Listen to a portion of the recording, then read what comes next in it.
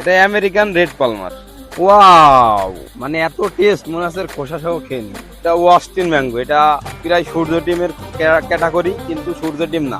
সারা বিশ্বের সব বিখ্যাত আর দুর্লভ জাতের আমের ফলন ঘটিয়ে বিস্ময়ের সৃষ্টি করেছেন চুয়াডাঙ্গার কৃষি উদ্যোক্তা হৃদয় মোল্লা। বিদেশি যত রকম আম আছে আমরা আপনাদের ঘুরে ঘুরে দেখাই। চলেন এদিকে আমরা ইয়েলো ব্যানানা দেখাবো আজকে আপনাদেরকে। ইয়েলো ব্যানানা সম্প্রতি দেশে বেশ জনপ্রিয় হয়েছে থাইল্যান্ডের ইয়েলো ব্যানানা জাতের আম।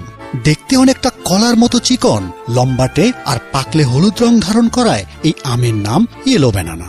এই আম অত্যন্ত মিষ্টি আর বিচি বেশ পাতলা হয়ে থাকে।